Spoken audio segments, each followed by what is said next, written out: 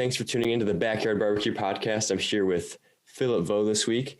I encountered your music, Phillip, on Instagram for the first time and kind of took a deep dive into your EP, the sophomore year EP, and I'm excited for everyone to get to meet you and hear your music. Well, dude, thank you so much for having me. Thank you for those kind words and listen to my songs, and I can't wait to just hang out and talk. Hey, so I want to talk about like kind of back in your catalog and your process of how you even came to this point of having this great first EP.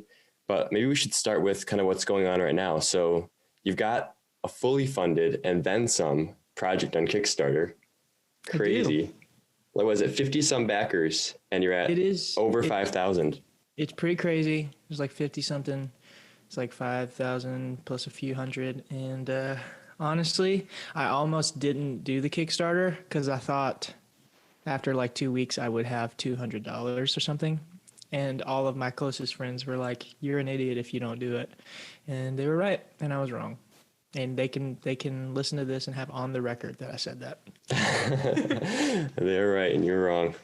That's just, it's wild though. I mean, who would expect that kind of quick like funding for definitely a project? Not me. It's crazy. I can tell you that. I'm like king of skepticalness and pessimism.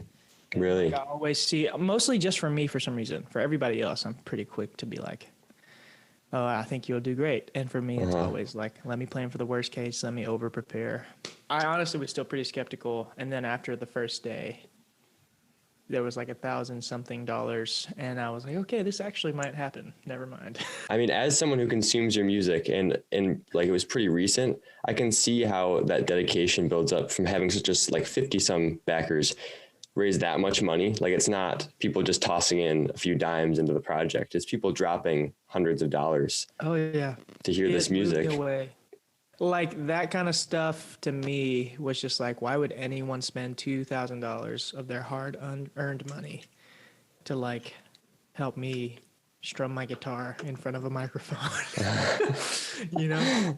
That's a funny way to put it. Do you feel a lot of pressure from that, or what was kind of your reaction besides shock and awe when that happened? Man, I always feel a little bit of pressure anyways from recording stuff. And that's saying, it's like I've recorded my whole life, but I recorded one project, and even this second one leading up to it, I feel I've had to ask some friends to pray for me because I like get super anxious and stuff. But I think there's a little bit more pressure because I'm like dealing with other people's money now, you know? Mm-hmm. And it's like, okay, I can't just do whatever I want. I can't do whatever I want with this money, and I can't just like fool around and not do the best that I can. I got to do the absolute best I can with what I have. Yeah, absolutely. Do you have songs written for that then already? Or is the whole project like decided on, or? I do have songs written. I'm not good enough to write the songs for a record the week before we record them. Oh yeah? Some people, there are like stories I hear of people like going into the studio and that song they write that session is what they record. Not me. This last record cycle, so after the release of sophomore year, February of 2020, or like that was the first single drop, I started writing because quarantine, and I came up with somewhere between like 350 to 400 songs. And so now I've had to whittle. I like did a survey and sent them out to my friends and whittled them down to 20, and now I have 10. And I sent those 10 to Lucas Morton, who's producing the project, the other day. So we're like whittling it down. I still don't know which ones we'll record for sure, but we have like 10 that I think are really good and I'm super excited about. And this is for a 4-song EP, isn't it? It's 4 songs plus a voice memo. Yeah, so like technically 4, but a voice memo is still a song. But wow. I mean, yeah, a voice memo is certainly a song. Got October Rain. I don't know if do you follow Jacob Collier? I like keep up with him, but the longer I watch his videos or listen to his music, the more discouraged I get. Oh, really? I'm sure he wouldn't want you to feel that way. I'm just kidding. No, he's great. But he also dropped a voice memo recently. Oh, heck yeah. I'll have to listen to it. The first time I heard a voice memo on a track was Leon. Mm-hmm. She's like a Swedish pop star. She has a song called Cruel to Care. And the whole thing is like, the whole album is super pop, like mega pop. And then you get to like the 8th track and it's just her and a guitar. And it really hits you in the face because you're like, wait, she can do it without all the bells and whistles. And that's kind of what I'm hoping people get to. You're someone who's obviously you've recorded music for a long time. Like you make demos in your room, I'm assuming, for all those songs. For the ones that are pop, the ones that are like singer-songwritery folk, I just do voice memos usually. But for most of the poppy ones, I'd like try to make a demo. And they're not good. But that's why they're called demos. Right. But I think that maybe even to someone who, I think that someone could listen to October Rain, for example, and maybe not even know it was a voice memo if it wasn't on there. Well, it got mastered and like Okay. audioed up. So it sounds a lot better than it did originally. Thank you to my friend Quinn Redmond who did that. And he produced that whole project. But I don't know. I think sometimes you record a voice memo and it's just magical for some reason and you just go with that, you know? Right on. So let's kick it back to the sophomore year EP. So first question, you're a senior. Presumably you were a junior last year and you released it your junior year. So I did. Were these songs written throughout your sophomore year and that's why you titled that, or? Some of them were written my sophomore year. Some of them were written my junior year, but the songs were all about my sophomore year.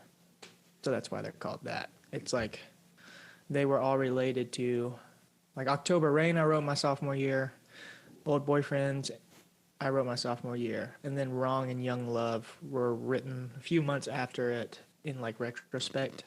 So, honestly, before I met a friend of mine named Jordy Searcy, I didn't really care about music as much as I like do now. Not to say I don't love it as much or I don't enjoy doing as much. I just like, I guess I had this view of myself as this great songwriter when I had written like 5 songs in a year. And he, in the most loving way possible, was just kind of like, what if you tried to write 100 songs this year? Knowing that for anybody who starts out, your first, not even first 100, probably your first like 300 songs are not going to be very good, but there will be a few that are. So I just like try to approach it quantity wise. It's like math. If I do 100, 10 will at least be good. And then there will be some worth recording. And this year I just kind of went overboard. Also, I just wanted to like get way better. So I decided to write a lot. But that year I wrote about 100. And most of them were bad, except for like those few. And so I feel like that might be what it's like for the rest of my life, but maybe not. Who knows?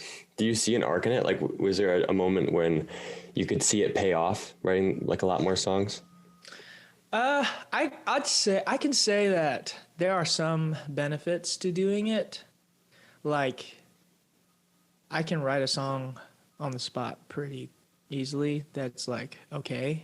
I can't promise a good song on the spot, but like if you give me an idea, I could probably write a song about it pretty quickly, and I could never do that before. And it also, I think what it's helped me do is since I don't have this pressure of like, okay, it's a month before we record, I haven't written anything, I got to write 20 good songs, like great songs, you know. Every day I can just sit down and be like, what do I want to write today?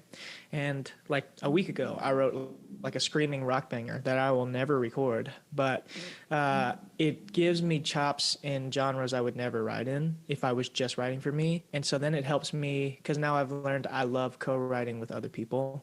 And so now I can be like, oh, you're a indie rock artist. I've written some indie rock songs. I kind of get it. I'm going to be able to do that with you now, you know, and it'll help me in the future because maybe one day I do want to be indie rock guy and I will have a few of those types of songs under my belt. But it also just goes back to a lot of my favorite artists were really prolific and wrote all the time. And like, I hear stories from other friends too. And the like Ed Sheeran analogy of keeping the tap running and eventually like the bad stuff will flow out, which is funny because I didn't really love his last project. But anyways, I like believe that starting out and like, you know, just so many of the guys I respect, all of them basically say, play as many shows as you can, write as many songs as you can. And I just try to simplify it and do that. Yeah. 10,000 hour rule. Think about that a lot. Who are some of those people? I'm curious who you're referring to. Man, I I really loved John Mayer in high school, and then I hit college and found out about Mr. Ben Rector. That guy's awesome. And then, honestly, I met Jordy in my freshman year of college, and that like really changed a lot of things. And his music has impacted me in a great way. But nowadays, I'm trying to draw from the inspiration of my inspirations, and so like I've really started to, for the first time, I understand why people like the Beatles or like James Taylor and Paul Simon and Randy Newman and Billy Joel. And I really like that kind of music now. And it's also just because I wasn't raised on that. Like my family we weren't like, my mom and dad were immigrants from Vietnam, so they didn't know American music. And a lot of my favorite artists were influenced by American artists. So I've had to like feed myself a steady diet of the broccoli that is Randy Newman and the carrots that are Billy Joel. But over time, we've gotten big and strong, and, we've grown up. So I think, yeah, these days I'm chewing on a lot of older artists, trying to understand what it is that makes them good and do that. I eat those veggies, man. You gotta do it. I saw that in Pop music all the time. Your belly will hurt because it's just candy. you can't make a diet of it. Or maybe you can. Lots of people do. Every once in a while, it's pretty nice. I did see that in your story, that you had the Beatles One album. They're that red and yellow cover, like greatest hits. I don't have that vinyl. So that's another thing. I've started like records and vinyl. I also didn't get that because of like a principle thing of like, you can just listen to it on Spotify, but now I get why people want it. And so I have a bunch of records. I don't have that one, but I think I posted like a song from that album, right? Yeah, that was funny for me to see because that album, it triggered a memory. Like I got that from the library when I was like 8. Dude. And I would go to sleep listening to that album. That's awesome. So when I think about my musical influences, I could pick out some other things I liked, but it was probably just me subconsciously absorbing the Beatles' greatest hits when I'm going to bed. Mm-hmm. So what kind of artists were those that you were listening to when you were growing up then? Dude, it's a funny story because like I said, my parents, a lot of my friends are like, my parents played this kind of song all growing up, and I just didn't have that. Like we weren't super musical. My family doesn't really play music while they do stuff around the house. And when they did show me stuff, like I grew up in a church. My dad was a pastor, and I still go to church, but like, we listened to like Christian worship music, or we listened to Vietnamese songs. So for me, I like would go to sleep at night with a giant boombox next to my bed, and I would flip through all the local radio stations, just listening to the greatest hits in different genres, and realized like I really don't like country music, and realized I really didn't like most Christian like radio music, and I didn't like a lot of pop music, but there were some pop songs that I really liked, and they were songs by like Coldplay or The Script. And for some reason, I liked Maroon 5 a little bit growing up, but I don't get it now because I really don't dig them as much. No shame, man. No shame. Yeah, no. And then, like, I got my own phone and discovered I could listen to whoever I wanted, and then found John Mayer. So I'd say the biggest three. And I'm starting to see a lot of the Scripts influence in my music out of nowhere. But it was mostly like The Script, Coldplay, John Mayer. So. Never heard of The Script before, personally. What? Dude, have you heard the song For the First Time? It's like, drinking old cheap bottles of wine, sit talking up all night, doing things we haven't for a while. I haven't. You need to listen. There are like 3 songs I would say everybody needs to hear by them. It's For the First Time, Nothing, and The Man Who Can't Be Moved. I remember the first music video I ever was like, whoa, was Nothing by The Script as a kid. But then like, it's just like a regular music video as I look back. I don't know why it moved me so much as a kid, but it's funny how that works out. That stuff matters though. Like you don't realize, you kind of get numb to how cool music videos are and just the magic of a new album, that kind of stuff. I remember when my dad I had this memory of him like bringing me to his office downstairs and showing me the Pretender music video from Foo Fighters. Dude, Have you Not seen that gonna lie, video? I don't know who that is. You don't know Foo I've never heard Fighters? that song. I don't know that video. Really? I am the literal worst with that stuff because, like I said, my parents like, and it's not their fault, and I'm not angry at them. There's no resentment. It's just like I never grew up on that music, and so like, literally 8 months ago or something, I found out who U2 was. I didn't know who U2 was. That's really interesting. Do you think that could like help you though? Like not having. I don't think it helps. I think it's different. Okay. I think I feel like I've always looked at it like I'm a little bit behind and I need to catch up. But some people say it might be a cool thing to talk about. But I just, part of me just thinks I don't have this rich base of music that all these other people have. But I don't know. I don't know.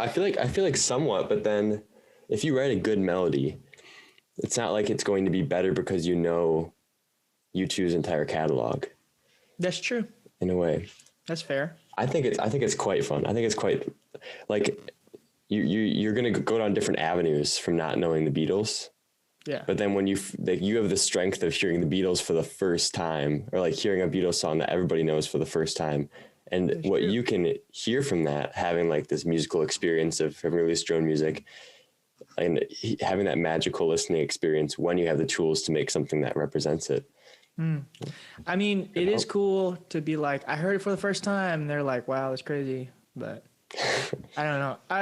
I also am afraid of being the Lil Yachty of singer-songwriters. Like, I watched a documentary about Rick Rubin, great producer, and in it, he talks about like Lil Yachty talks about how he just doesn't care about the history of hip hop, and like he kind of basically makes like bubblegum hip hop, and I just don't want to do that, So I think the biggest thing I'm noticing in all of those older artists is there's like a soul that is really prevalent that isn't the same throughout each artist, but there's a depth that you can feel, and there's like I don't feel like you're lying to me, while I'm listening to the song. So that's like kind of what I'm trying to develop in myself. Well, I just don't want to be Lil Yachty, man. that's really interesting. I love listening to Rick Rubin interviews, and he's just such a fascinating producer. Oh, dude, you should listen to Shangri-La. I mean, not listen, watch the documentary. It's Shangri-La, on that's it. HBO. It's about his studio and all of the artists he's worked with. It's amazing. Does that one involve his story about? Maybe I'm thinking he gave a different interview, but he goes back to the college where he went to college and talks about the start of Def Jam. That might be a different documentary. No, they have episodes where they talk about that. So they talk about his beginnings, starting that. But it's mostly a documentary about him and his process and his story. So Okay. there's only like 4 episodes, but they're all so good. That sounds fantastic. Yeah, Watch it. very, very fascinating. Those prolific producers are so fun Oh yeah, to think about and listen to. he's great. You ever check out his Instagram? I haven't. No. He has one post, and then he deletes it and posts another post. And that's just what he does. There's only ever one Really? post. Yeah. That is so him. That is the most him thing to do ever. It is. That's wonderful. It's just a text post, and you can just imagine him like sipping tea on his porch, like spilling wisdom, and then walking back and This never is see the it again. haiku you get from me for this month. For this month. Yeah, the one for this month. See what you think about this is like you should never linger too long on unfinished work, because then you might think you know what it sounds like.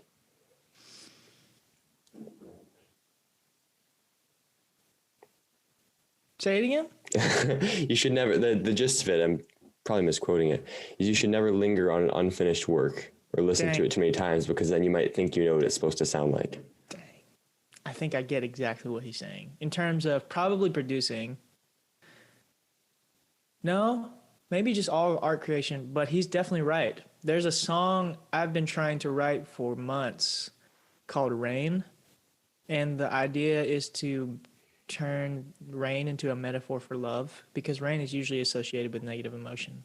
And I wanted to write something like, you feel like rain coming down on me every day, and it's like washing my worries away. That's stupid, but like kind of like I'm dry ground and you're filling me up with your life kind of thing. but I just can't. And I keep thinking about it. And the problem is probably that I have an idea of exactly what the song is supposed to be like, and I've gotten married to that, and that's the very thing that's stopping me from finishing it. Rick Rubin is a genius. He's got you. You're gonna finish that song tonight, man. It's gonna be the biggest Honestly, song you've written, all because of Rick. Maybe. We'll try. I'll get back to you.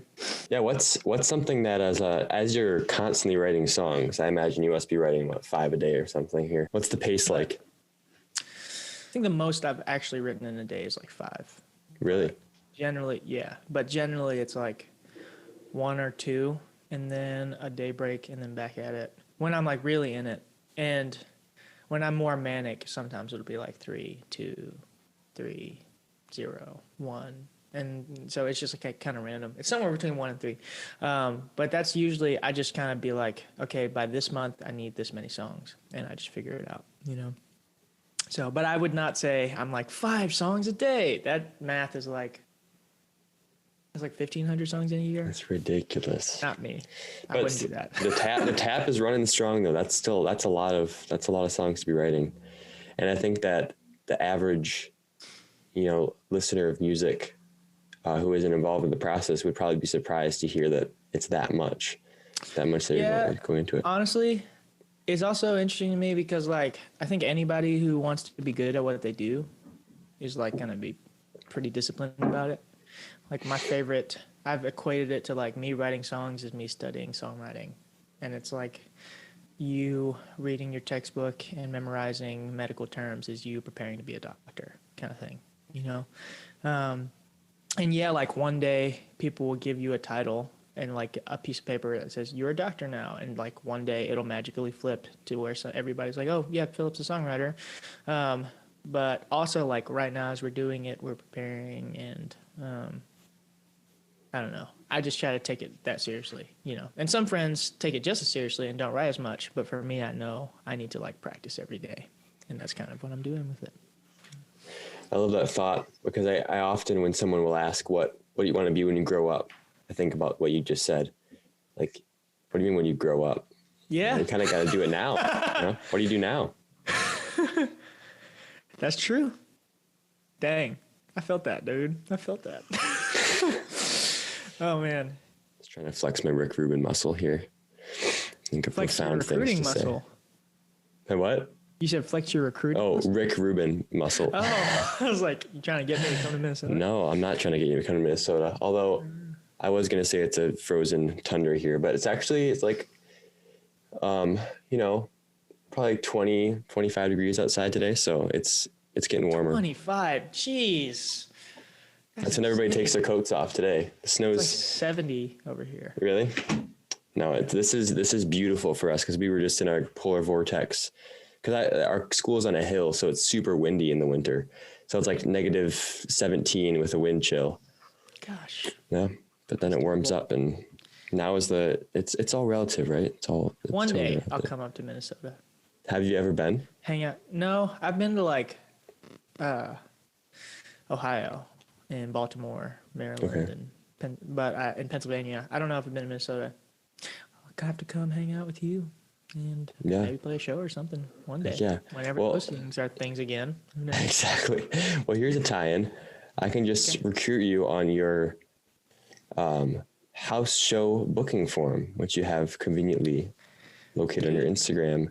How's that been going? What's it like playing house shows, and when did you start doing that? House show form. Honestly, haven't gotten a ton of responses from that. Most of the house shows that I've done have been like people reach out to me, or I hit up people who have told me they support my music, asking them if they'd be down to host one. Right now I have like a giant list of several, like 100 people that I think would be potential hosts. And whenever shows are a thing again, I'll probably try to tour out the next EP if that's a thing. But I love house shows. Again, introduced to that idea by Jordy. And the concept is like early on, you probably get paid like $50 for a bar gig, but nobody listens to you.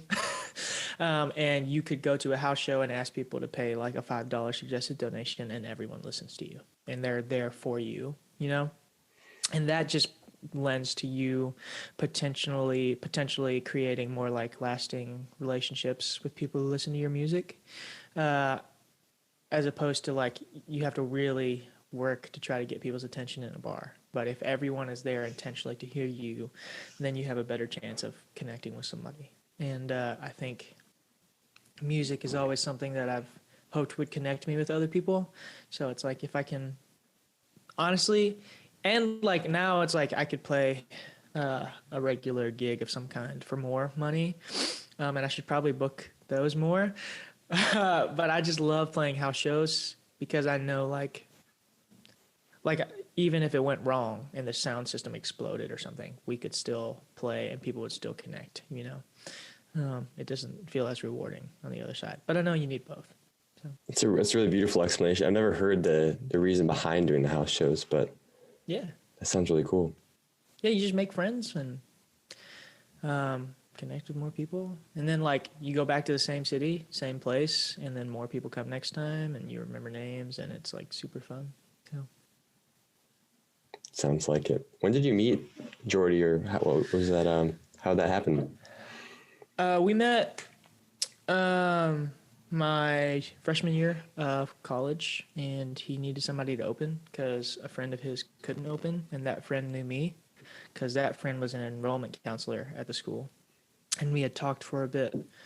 On one of the weekends I was visiting, connected. Like he was a coach for the soccer team, and I played soccer and did music, and I did music. So we met because I opened for him, and then he kept asking me to open for him, and each time we just got to become better and better friends. And now it's like we have like several different relationships within our one relationship. It's like we're friends, and he's my music dad, and and it's just like a lot of things. So and it's great. Very cool. He seems like a good guy to have as your music dad. He is. He does that very well.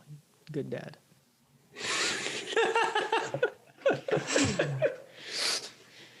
Yeah, that's your Father's Day message for him. Do you remember the first time that you sang or wrote the chorus to Young Love? Because when I was showing it to a few people, and the comment I get most about it, and this is something I thought about it too, is that it sounds like an instant classic. Like, I feel like maybe I've known this song forever. You know, like the chorus is just so classic. Did you feel like that when you wrote it? Like was there a moment where you just knew, oh shoot, that's my song. I just got it. Man, first off, thank you for listening and sharing the song with your friends and for telling me those nice things, making me feel all good. I appreciate that. Dude, to be honest, this is another testament to like my write a million songs thing, because I wrote a version of Young Love before that was like aggressive. It was like, it's young love. What is everybody else so scared of? And it was this big, like, basically screw you songs to parent, screw you song to your parents about how like, that's so good. Yeah, I'm in love. And then,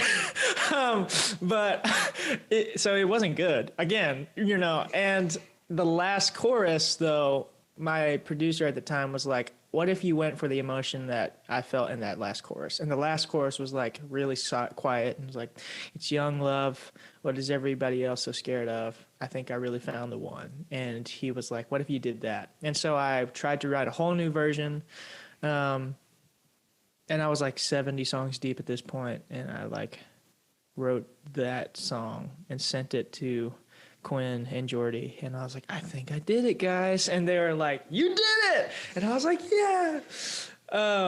So that's always fun. But again, it's a testament to like, it doesn't just come out of you. It just takes work sometimes, you know? And like that was a concept I knew I really cared about, but sometimes you have to like revisit and your craft isn't necessarily there yet, or like stars haven't aligned or whatever. So, But I appreciate your friends saying that, and that honestly means a lot because it's a song I'm really proud of, and I just hope I can like keep writing more songs like that. And yeah, I like that it was a "Screw You Parents" song. I want to hear the "Screw You Parents" version. That could even be the title. it was like Julia Michaels' "Happy." It was like that. I don't know if you've heard that song. Yeah, yeah. But it's like it was like that, and I'm not. That's not me. So, Not you to be angry. Any angry songs since then? well, No. it's not that it's not me to be angry, but and there have been angry songs, and Yeah. some of my friends are like, "You need to release those," and I'm like, "No, I can't do that." Really? There's like a song called "Over You." That's really aggressive. It's like, "Shouldn't I be over you by now?" Basically, is what the name of the song is. But one of my favorite quotes is, "It's really easy to be angry. It's hard to be angry about the right thing at the right time for the right reason." And I think if I did release a song that portrayed anger as an emotion, it would need to like be fitting. And also like, I think the question I always ask myself is like, if I record this song, writing it is not necessarily as much of a problem for me. It's like I can write any kind of song. But if I release and record this song, is this serving me or other people? Is it like honoring the Lord, or is it like getting people to like look at how awesome I am? Is it helping anybody? Is it serving anybody? And there are some aggressive songs that do, but for me, a lot of the aggressive ones are basically like, if anybody ever broke your heart, just say screw them, and like that's not helpful, you know. So, Do you have examples of a song that you've listened to that has that kind of anger in it, but turns it around in a way that is at the right way, right place, right time? Better by Jordy Searcy. Is that anger though? There's a song called "Wild Horses" by Noah Gunderson that I really enjoy. Sadly, well, not sadly, but also sadly. No, that's sad. I think he was like hurt by the church and now no longer is a Christian. And the anger in that song, I think, is justified because of the way that he talks about some of the things that happened to him. And I'm trying to think of more angry songs. There are a lot of Randy Newman songs that are like passive aggressively angry for really good reasons. And you'll have to like really let down some barriers if you're going to listen to Randy Newman. But like "The World Ain't Fair" or "The World Isn't Fair" by him is really good. It's basically him saying, he was like, when Karl Marx was a kid, he was like really energetic, and then he became old and kept that same energy and invented socialism, but then died, and nobody does it anymore. But his big thing at the end is like, the reason the world isn't fair is that people care that it isn't fair because they don't want it to be. And so like that kind of song is like cool, but I think just there are probably a million songs that are like, "You broke my heart, screw you," and you know, so not worth it. Yeah, Randy Newman really makes you look at songwriting completely differently. And oh yeah, it's just, you listen to Randy Newman? yeah. I mean, his like "Dark Matter" is an album that I really got into because of his Tiny Desk performance. Putin, man. Putin putting his paint on. She Chose Me. She Chose Me is a banger. Oh. Song's really good. But also the one where he's talking about his wife dying and like her dying words to his children about him. Yeah. "I'm lost out here without you." Yeah. Dude. Or is it that one? It's the one where like the chorus changed and he's like, "You said you wanted to be alone with them, so I left him alone, but I didn't go far." Yeah. That song is really good. Yeah. I've realized those kind of songs give me life to write whenever I've written 10 pop bangers that suck, because like the other day I'd listened to one of his whole records and decided I was going to write one like him, and I wrote a song from the perspective of a kid whose dad got shot by the mafia in like 1980s New York or whatever. Or whenever that time was, because I'd watched a Netflix doc on the mafia, and I was like, what would that be like? And it was like, "Daddy, don't cry, they're coming to save you." was like the song. It was so dark, but it felt so good because it was just like a craft exercise, and it was like, yes, I'm not just writing about bubblegum. It's like this could be cool, and I'll never play that for people, but you need those, to tether you as a human being. Certainly. You can put them on your, like, maybe LP4, like, once you've established yourself and then you're going insane, and then you need that fourth album to just, like, confuse people. Yeah, maybe. I don't know. I just love how his chords are so good. His chords and his ability to say so much with so little. It's amazing. He's also a good inspiration for those of us who don't have very pure, beautiful voices. Like, it's just his delivery. It's absolutely his delivery is that inspires me a lot. He smoked 100 cigarettes and they put him in front of a busted old like ribbon mic, and he just talks while he plays the piano. Like, definitely sometimes. And it's just good. I don't know. It is cathartic to listen to that kind of rage bangers, but I like your point about how you it's hard to be angry for the right thing at the right place, right time. Yeah. And like those people are angry for their right reasons at their right time. But for me, it's like, I think there's a specific bar of what can I be really angry about. And even then, it's terrifying to release those songs because I don't want to hurt people's feelings. That's a big thing for me. But I'm okay with hurting a group of people's feelings. But when it's people who are close to me, I'm like, I can't do that, Like there's a song called Church Boy that I wrote that a lot of my friends really like. But for some very specific reasons, I probably won't release it, So I just have to like weigh that out and pray about it and think about it and make that decision. Do those songs that never make it out, do they still feel like they've accomplished something for you? That's a good question. They have accomplished progressively making me better at songwriting. And they've accomplished me being able to get out something I wanted to say. And when I play them for other people, they have accomplished connecting me to another person, But at the end of the day, I think I'm trying to realize and learn that the thing I'm really trying to accomplish when I'm writing a song isn't like getting a great song, but being like lost in the process of writing it, whatever that looks like, So whenever I get too fixated on this needs to be amazing, the song usually is bad. And whenever I'm fixated on, I love doing this right now, how can I kind of forget myself as I write the song, then usually turns out way better. All your album covers or all your track covers right now, at least appear to be film photos. You would be right. Is that the case? Okay. You're not faking the funk. Disposable camera pictures. Really? Actually. This last one, I think we're gonna like up the quality now for the next one, but they were all disposable camera pics.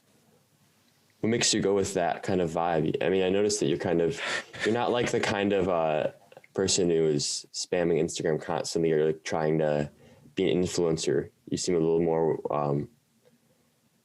You're not going full force into Instagram territory. Let's do a whole bunch of TikToks and grow. But it's more subtle. What makes you kind of go for that aesthetic more? Man, I think for now, recently it's been like I'm not going hard because just beginning to record something, don't have anything to promote, and like everybody has decided because of COVID they're going to spam the internet with their lives, and I'm like, I'm just gonna chill for a sec. But I think part of it's like a branding thing. It's like if I take film photos, then it doesn't matter what I take a picture of. The one common theme is they're all film photos, and people can associate that with a person, and it'll be cool and consistent and looks professional, even though the photos aren't super nice. I love the lack of immediacy in taking a film photo. It's like waiting to get back the scans is like a kid on Christmas for me. I love it. And it feels like human and tangible in a way that a lot of things in life don't feel like anymore. So it's like super fun for me in that way. And I guess there's a part of me that would think like the human kind of gritty, imperfect aspect of film photos, I kind of want in how people think of me and in music too. So it's like, okay, cool, I just do that. But mostly it's like I just like doing it, and I think it's fun, and it's a thing that's in right now too. So I like to try to do that, but I try to not overthink it as much with visual stuff. Even though I'm still pretty bad at overthinking everything, but I try to not overthink it as much with visual stuff, but with like, so that's why like this next project, I'll probably have a pro photographer friend take film photos of me and just trust them, because I've had like an iron grip on stuff for a while. But with music, I'll probably overthink everything, and that's okay. But I don't, maybe that answers your question. I don't know. Yeah, it sure does. I like the aesthetic quite a bit as well. I do think it's quite in. And it's, I mean, it does look very cool. Well, very simple. But yeah, it's very wise of you. I know, I mean, you're young, you're a senior in college, and you're thinking in that sense of not, you're not worried about having to produce a ton of content for like social media. And I think that in and of itself just shows that you're implementing a lot of wisdom in your process. Because I think that any young musician would probably feel a lot of panic about, I'm not making enough stuff on Instagram. Where's the content? Where's like, the content, man? Yeah. I mean, I get it. That's some people's thing, and that's a whole art in and of itself, and I respect that. I just don't want to limit myself to like 60-second videos, and I have to do that to keep everyone. They say what you do to bring them there is what keeps them there. And so I like, you have to keep doing to keep them there. And I think if I can focus on making really good songs, good recordings that people connect with, then I'm okay with doing that for a long time. You know, I'm not okay with posting a ton and begging people to like my stuff and making millions of videos, you know. Just about the music. That stuff works. I mean, you have a small catalog out now, but it's so solid that I could see how that definitely works. And it's about to grow. We'll see if it keeps working. That's what I keep thinking. I keep thinking like, this next one's going to be it, and people are going to stop, and I have to get a real job. I don't know why, but that's a thing I keep thinking all the time. Real job. Dun, dun, dun. That's true. What even is a real job, though? What's a real job to you? Oh man, you're just coming at me today. We're hitting all of the deep questions. Rick Rubin mode. What is a real job? Like when you I'm not going to ask, what if this next project flops and you have to get a real job? Sure. Oh. Because it's not. Well, but like what other things would you do with your life? I honestly, I'm not above trying to do something else if it doesn't work. But I honestly think a real job just means finding a way to do something that you genuinely care about and are passionate about, that you have the like gifting and discipline for, that can pay your bills and provide for you and a family, or just you, and not even necessarily like comfortably. Like, doesn't mean you get to live a comfortable lifestyle, because I would honestly trade doing a thing that I love for having a ton of money, and like money doesn't make you happy anyways. So it's like, I think that's what a real job is, whatever that means for anybody. So like, even if the next record did flop, I would probably just be like, okay, I'll try again. But like, yeah, not above trying to do other things. I could see myself maybe working in coffee, like serving at a church in a more full-time capacity. I've been interning at my church, and I've seen how in a healthy environment, I really love doing that. And I could see myself teaching, maybe not music, but teaching something. I love writing in other capacities. So it's like, not as if I'm like dying to be a musician. Like, I don't have to do that, to live and be happy. But it's also like, it's the thing I love the most. And if I can keep doing it, that's awesome. It is awesome. Working in coffee, huh? Dude, I mean, I love coffee. I don't know a ton about it, but I feel like I could learn pretty quickly. Yeah. That's fun for you to hear. That's like my backup plan. So Really? That's a lot of musicians' backup plan. isn't it? Yeah. It's a certain type, isn't it? Yeah. Yeah. I love Wonder State, which is a coffee company here in Viroqua, Wisconsin is where they're from. Heck Just yeah. got a fresh pound this morning. But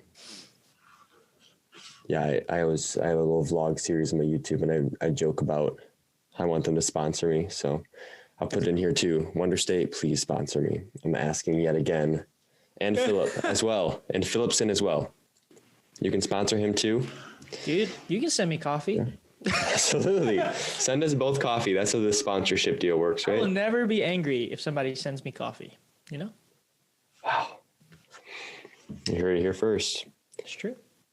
Was there a time when you kind of gave yourself permission for the first time to chase the dream of music? Was it always your thing, or? It's another good question. I wrote a little bit in high school. Songs weren't very good, and my freshman year, I was still like, I think there was like something in me that was slowly always like, I like wanted to do this and was going to try to make it happen. I grew up classically trained in piano and taught myself guitar in middle school. So it was like, over time I got better and better. And I was like, I think I want to try to do this. But I never really like went for it again, like stressing this, until I met Jordy. And he kind of gave me a roadmap to go like, this is how you should do it. Or you could do it. This is how you could do it.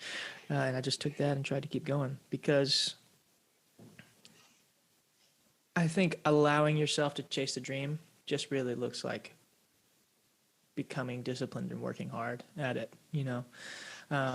But I do know a lot of other artist friends in my life who have like had a lot of super negative influences and have been like, don't do that, get a real job, or your music sucks, when it was really early on and they just needed encouragement or whatever. And for the most part, I had like super supportive parents, and they, you know, paid for music lessons and bought music stuff for me. And so it's like, I've been super fortunate in that way. So it was less of a battle to overcome of like, everybody in the world thinks I shouldn't do this, and I'm going to do it now to show them. And it was more of like, I think I can do this. And I just kept going. And then like met Jordy, and then things really started going, and I started working way harder. It's so exciting to hear about that like just how it started. It's such an exciting time when you give yourself that right to, I can do this. Yeah, I think everybody can be artistic in some capacity, and it's just overcoming this voice in your head that says, that's not you, it's meant for other people, you know? Even if it's not professionally, I feel like people need an artistic outlet in some way. Mm-hmm. If you're a member of our generation, you should know that everybody's quite insecure, or the vast majority of people. So I always say it's not the game isn't becoming not insecure. It's just bracing yourself for how much you can expect insecurity to be in your life and overcoming it. I feel like every generation has had some level of insecurity, though. It's like just how it manifests itself looks different. Really? Like we've started to talk about that more, and we're okay with that idea. Whereas in the past, it was like, let me do a lot of things to hide my insecurity to make me look super secure, you know, or like never talk about it. And so everybody's strong, but everybody's actually really weak because nobody will talk about the things that burden them. So it just manifests itself differently. But very true. Speaking of dreaming, okay, I'm about to read your lyrics in front of you. Oh man. And you wrote this line, and I was so struck by just the beauty of it. It's a very well written lyric, and it really speaks to what I know about that concept, giving yourself the ability to chase your dreams. And the line is, in the city streets, there are those I meet on a journey to be someone to be spoken of, wrote down in history.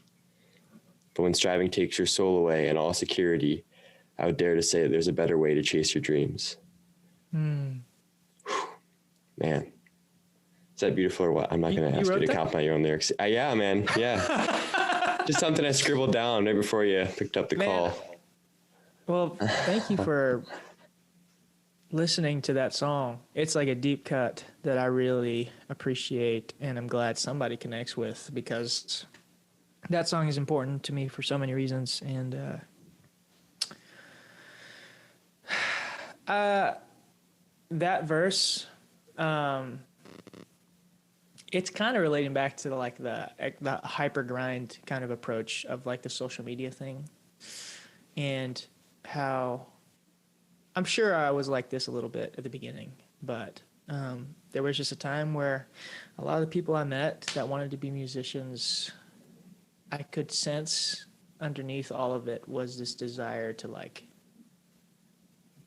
be rich and famous and feel like they matter, you know. And I had that definitely in high school. That's why I've super connected with John Mayer. I was like, he's playing guitar for all these girls at a giant place, and that means he's awesome, you know. I matured a little bit and realized after a while I was kind of trying that, and it was wearing me out so much. And I was like, why do I feel terrible right now? And then I wrote that song and realized, like, it's because I've been chasing after a thing that will never make me happy. And there's a better way to do it than to, like, my end goal is to be remembered throughout all generations, you know, to be the Beatles. Because one, I'll never be the Beatles, and I'll never be whoever's going to be that for our generation. And two, I'm sure that for all the success they have, there are enough movies about superstars that had really sucky inner lives, you know. So I had to figure out the balance of how do I work hard and care about it, and how do I do this for the right reason, and, you know, so that's where that verse came from, and I'm still having to relearn that and teach myself that every day. And that's kind of like a battle that I face because of the nature of the job, is like, wait, you're cool. And it's like, I'm not. I am a normal guy, and I'm just like everybody else, you know. So it's thank you for sharing that, like where it came from. It's I find it very, very beautiful and very,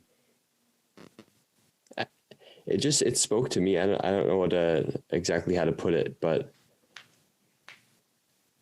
like I feel a lot of pressure to be not John Mayer personally. Sure. I don't need to be John Mayer.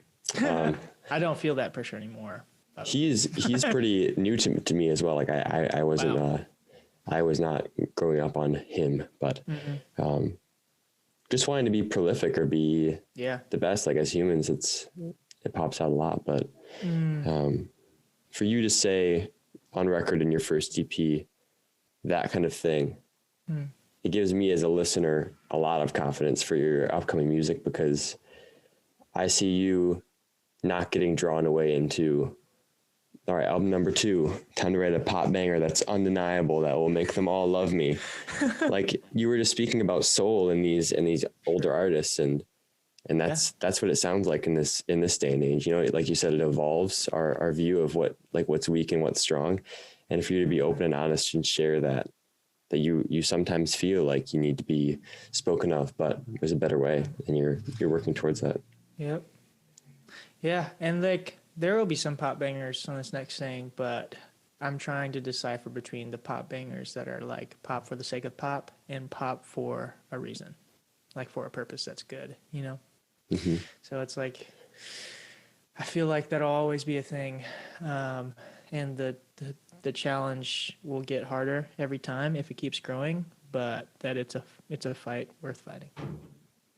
When you look forward to this new EP coming out, do you ever think about like really far in the future, what kind of projects you want to do musically, or like big time dreams? Ooh.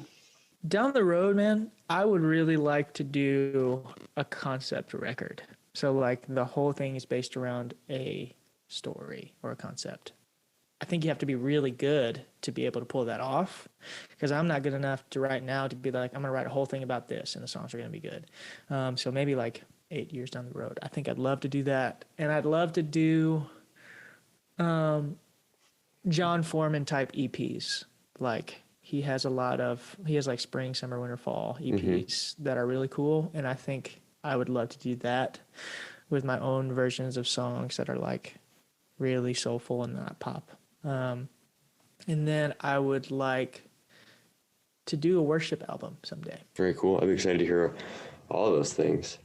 Yeah, John Foreman's new stuff is very cool too. Have you listened to his new? Oh yeah, dude, Education. That song's amazing. It is. You hear it the first time and you are like, all right, good John Foreman song, you know, typical kind of older John Foreman tone, very brash, nice and compressed drums and everything. And then you hear the fourth time and you realize how genius that intro is.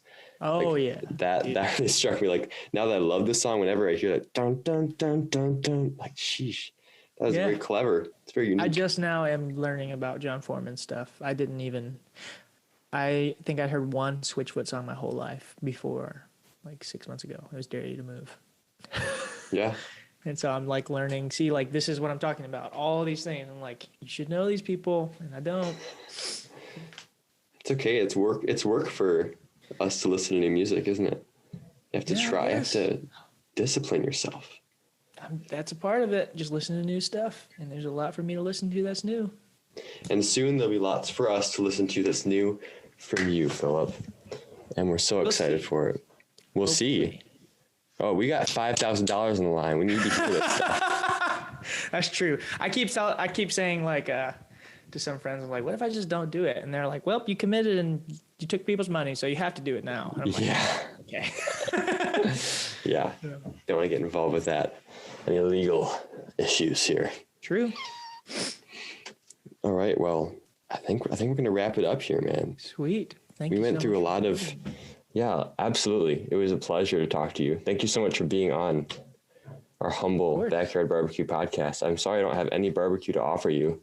Dude, no worries. I love the name, and I also just thank you for having me and letting me talk about music. It's always so fun to do that. So. Yeah, absolutely. Hey, and next time when you come to visit Minnesota, maybe in the summer so it's not so cold, we'll kick back and have a barbecue. Oh, dude. Maybe a house show. I love that. We'll have to see.